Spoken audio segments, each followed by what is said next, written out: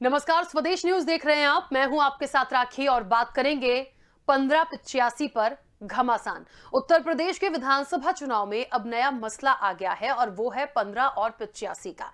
BJP छोड़ सपा में आए स्वामी प्रसाद मौर्य ने चुनावी लड़ाई 15 और 85 के बीच होने के नारे जो उन्होंने नारा दिया था उस पर एक बहस शुरू हो गई है। उनका संकेत ये था कि ओबीसी, एससी, एसटी और मुस्लिम मिलकर 85% अगड़ों को सबक सिखाएंगे। उनका संकेत तो बीजेपी की ओर था, लेकिन इसका फायदा बसपा उठाने की तैयारी में है। बसपा इसे सवर्णों के अपमान से जोड़कर इस वर्ग को अपने खेमे में लाने की कोशिश में लग गई है। यूपी में कितना असर करेगा 15 और 85 का ये फॉर्मूला, इससे किसे फायदा होगा और किसे नुकसान, इसी पर हम चर्चा को आगे बढ़ाएंगे। लेकिन एक बात है, देखिए यूपी की सियासत में लगातार जैसे जैसे एक एक दिन निकला है, प्रचार से लेके आप अभी तक की चीजें देख लीजिए, डिक्लेरेशन तक की चीजें देख लीजिए, रोज कुछ नया होता है।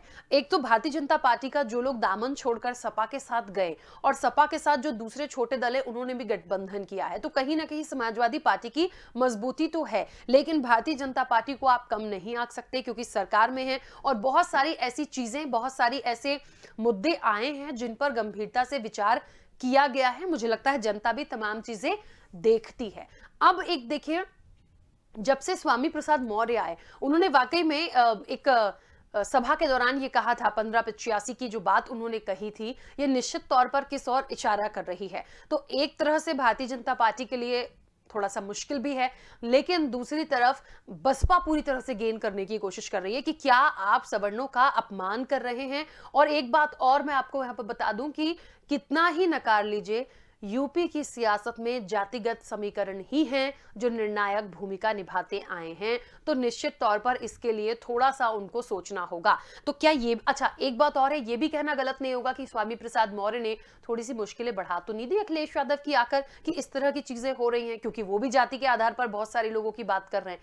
वो क्या है इन बयानों का मतलब, ये कहने का मतलब, और इस तरह से कैसे चल पाएंगे, विस्तार से चर्चा करेंगे। मेहमान जुड़े हैं हमारे साथ। सबसे पहले आपका परिचय करा दूं।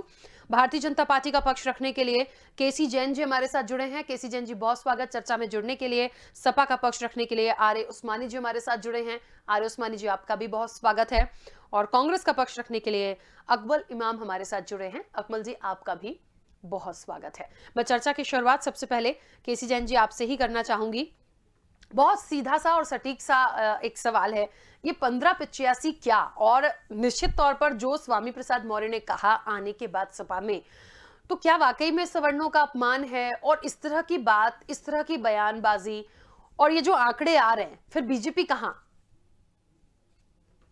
ये राखी जी, कहने को कोई कुछ भी कहे, यही स्वामी प्रसाद मौर्य जी हैं जो भारतीय जनता पार्टी की तारीफ करते हुए नहीं थकते थे।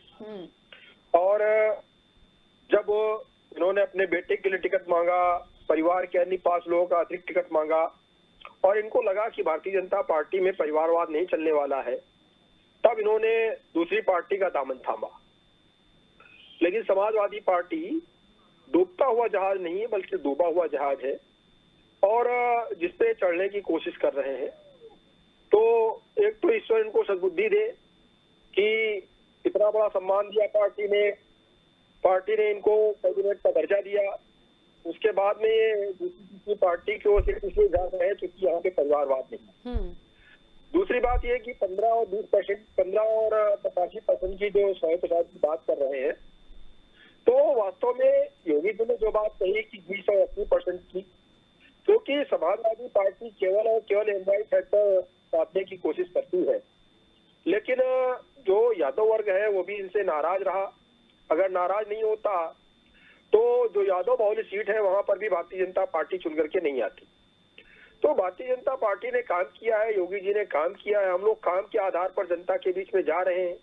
लेकिन समाजवादी पार्टी वही पार्टी है जो पहले भी जब वो टिकट की लिस्ट उसकी आती थी तो लगता था भारत देश का चुनाव ना होकर के पाकिस्तान का चुनाव है। तो सिर्फ और सिर्फ वर्ग विशेष को, खास करके अल्पसंख्यकों को रिझाने के लिए समाजवादी पार्टी जुटी हुई है।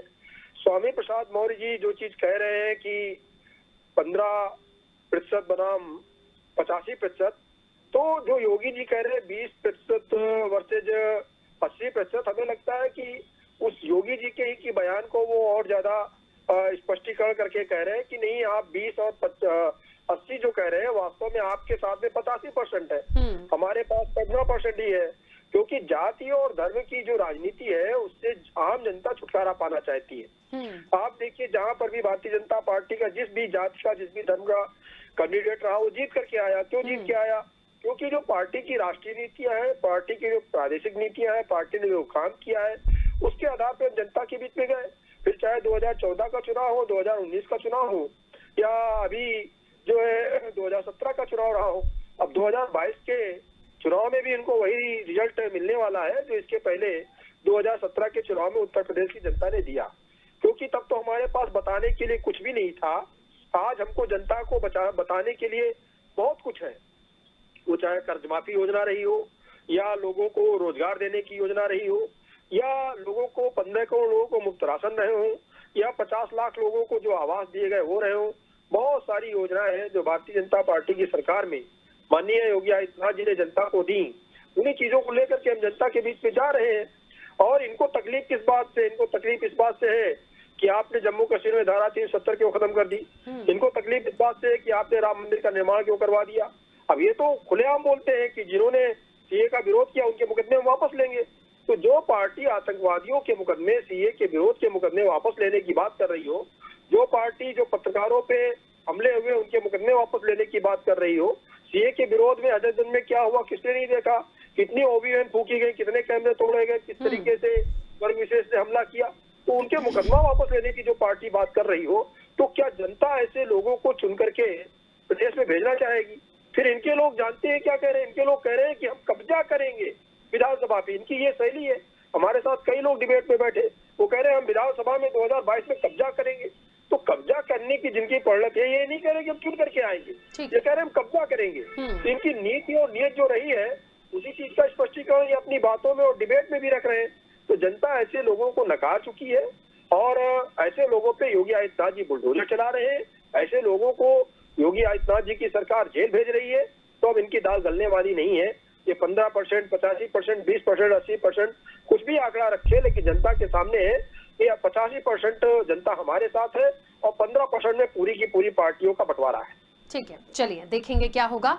आर्य उस्मानी जी, क्या लगता है ये 1585 की जो बात है स्वामी प्रसाद मौर्य ने ये सपा में आने के बाद कही है, वाकई में कहीं ना कहीं जिन वर्गों का उन्होंने नाम लिया या जिस तरीके से ये एक रेशियो उन्होंने बताया है, ऐसा नहीं लग रहा कि यदि इसको इस तरह से ले लेंगे कि सवर्णों का अपमान है, तो कहीं ऐसा तो नहीं लग रहा कि उनके आने के बाद ये अखिलेश यादव की मुश्किल बढ़ा रहे हैं? देखिए, ऐसा कहीं नहीं लग रहा है। अब चूंकि भारतीय जनता पार्टी जा रही है, उसकी विदाई हो रही है। अब इनके जो नेता हैं, इनके जो कार्यकर्ता हैं, वो खिसियानी बिल्ली खंभे नोचे। जब तक स्वामी प्रसाद मौर्य जी इनके साथ थे तब तक इनको कोई प्रॉब्लम नहीं थी उनसे, उनको मना रहे थे, उनको पटा रहे थे। अब जब स्वामी प्रसाद मौर्य जी चले गए हैं और समाजवादी पार्टी में गए हैं और डंके की चोट पे कह रहे हैं कि मैं जब तक बहन जी के साथ था तब तक बहन जी मुख्यमंत्री बनती रही और बहन जी ने से को छोड़ा और जब मैं भाजपा में गया तो भाजपा की सरकार बना दी और अब मैं भाजपा छोड़ के सपा में जा रहा हूँ और भाजपा को उसकी औकात बता दूंगा और अब सपा की सरकार बनाऊंगा। तो अब इनको 15 और 85 दिखने लगे। इनको ये क्यों नहीं दिख रहा है कि जो राकेश राठौर सीतापुर के एमएलए हैं, जो पार्टी छोड़े हैं, समाजवादी पार्टी ज्वाइन किए हैं, जो बाला प्रसाद अवस्थी लखीमपुर खीरी के विधायक हैं धौरारा के, वो पार्टी छोड़े हैं, वो किस समाज से आते हैं? भाई क्यों जनरल समाज नाराज होगा? क्यों सामान्य वर्ग के नाराज होंगे?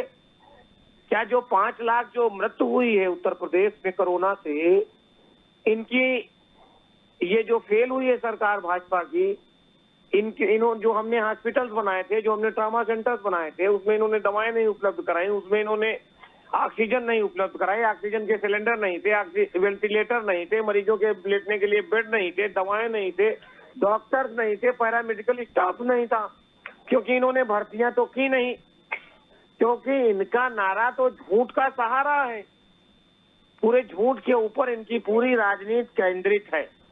अब उत्तर प्रदेश की जनता जो है वो जाग गई है, पूरी 100% जनता जाग गई है कि ये भारतीय जनता पार्टी जो है ये ना तो ये जो वादे किए थे, जो संकल्प पत्र जारी किया था 2 करोड़ लोगों को साल में नौकरी सरकारी देंगे, ना तो इन्होंने नौकरी दी।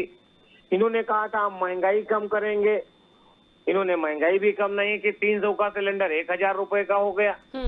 डीजल जो 50 रुपए लीटर था वो 100 रुपए लीटर हो गया। पेट्रोल जो 55 रुपए लीटर था वो 14 रुपए लीटर हो गया। रेलवे के टिकट के दाम बढ़ गए, रोडवेज के टिकट के दाम बढ़ गए, बच्चों की फीस बढ़ गई।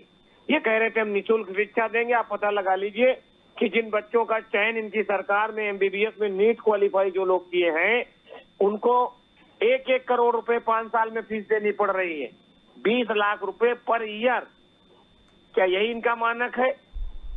क्या यही इनके तौर तरीके हैं? ठीक है। ये एजुकेशन पूरी धाराशायी हो गई है, पूरे देश के विकास की दर रुक गई है। उत्तर प्रदेश में अगर आप अभी जो हमने 100 नंबर जो चालू की थी, जो पुलिस की सेवा चालू की थी, उसका नंबर चेंज कर दिया इन्होंने, 112 कर दिया। आप अभी 112 नंबर मिलाइए, अभी आपको कंप्यूटर बोलेगा कि नॉन पेमेंट में ये नंबर काट दिया गया है। तो बताइए, एम्बुलेंस में डीजल नहीं है, टेलीफोन का बिल नहीं जमा है, गन्ने का भुगतान नहीं हो रहा है, किसान आत्महत्या कर रहे हैं, इनकी तो वही दशा है। ये वैसे जो है तारीफ कर रहे हैं अपनी, जैसे भारत की सरकार जो 3 काले कृषि कानून लाई थी, उनकी जैसे पूरे देश में घूम घूम के पूरा मंत्रिमंडल जो तारीफ कर रहा था कि ये बहुत अच्छे कानून है, वैसे ही अपनी सरकार की तारीफ कर रहे हैं। ठीक है। अब इनका 10 मार्च को विदाई समारोह संपन्न हो जाएगा। उत्तर प्रदेश में एक सोशल जस्टिस की, सामाजिक न्याय की सरकार बनेगी, सामाजिक परिवर्तन होगा और उत्तर प्रदेश का विकास होगा। चलिए, उत्तर प्रदेश के उन बच्चों को जो इंटरमीडिएट पास किए हैं उनको लैपटॉप दिया जाएगा, जो लड़कियां इंटर पास करेंगे उनको कन्या विद्या धन दिया जाएगा। उस्मानी जी, मैं वापस आती हूँ, 1 मिनट, मैं बीच में रोक रही हूँ। ठीक है, मैं वापस आती हूँ, इस चर्चा को आगे बढ़ाएंगे। अकमल इमाम जी हमारे साथ जुड़े। अकमल इमाम जी, ये 1585 की जो बात हो रही है, अभी केसी जैन जी ने कहा कि 85 तो आप बीजेपी मान लीजिए, 15 तो पूरा का पूरा बंटवारा है। ठीक है, मुझे ये बताइए, कांग्रेस इस रेशियो में कहाँ बैठ रही है? कहीं है कि है ही नहीं? देखिए, भारतीय जनता पार्टी और समाजवादी पार्टी की जो राजनीति की धुरी है वो जाति है और धर्म है।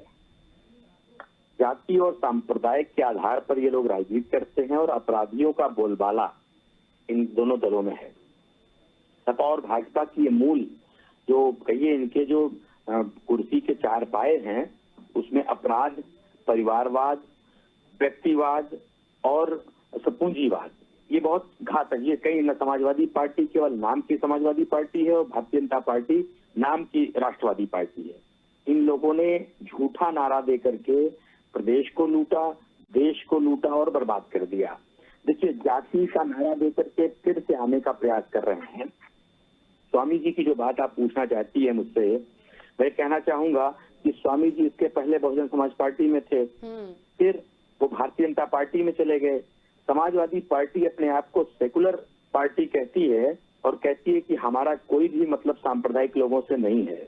तो ऐसे लोग जो 5 साल तक सत्ता की मलाई खा करके आए और आज वो कौन से अखिलेश यादव जी के पास गंगा है, कौन सा ऐसा जल छिड़क दिया कि ये भारतीय जनता पार्टी से आने वाले लोग सांप्रदायिक नहीं रहे, अब ये सेकुलर हो गए।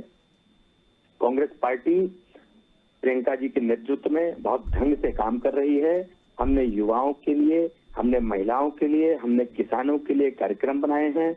आप जो प्रियंका जी की 7 प्रतिज्ञाएं हैं, उन प्रतिज्ञाओं को देखिए। अगर उत्तर प्रदेश की जनता देख करके ध्यान से अपने लिए वोट करेगी, अपने प्रदेश की भलाई के लिए, अपने बच्चों की भलाई के लिए, अपनी भलाई के लिए अगर वोट करेगी तो निश्चित तौर पर उत्तर प्रदेश में कांग्रेस पार्टी की सरकार बनेगी। और ये लोग, समाजवादी पार्टी के लोग, बहुजन समाज पार्टी के लोग और भारतीय जनता पार्टी के लोग, ये भारतीय संविधान के हिसाब से मैं इनको पापी कहता हूँ। हमारी पार्टी भी कहती है भारत का संविधान जाति पात की राजनीति का विरोध करता है। समाजवादी पार्टी जाति पात की बात करती है। हमारे देश का संविधान सांप्रदायिक उन्माद के खिलाफ है। हम समाजवादी विचारधारा के लोग हैं। हम इस बात को करते हैं, लेकिन नाम रखने को समाजवादी नहीं हो जाता। इन लोगों ने नाम रख लिया समाजवादी पार्टी, और नाम काम इसका ठीक उलट है। जातिवाद का काम है, सांप्रदायिकता का काम भारतीय जनता पार्टी का है। तो ये इस चीज को समझना होगा। ये लोग रंगे सियार हैं। ये लोग कहीं जनता के लिए कभी ना इन्होंने कुछ किया है, नहीं करना चाहते हैं। इनका सीधा सीधा सिद्धांत है, लूटपाट, केवल जनता को कितना गुमराह कर दो जाति के नाम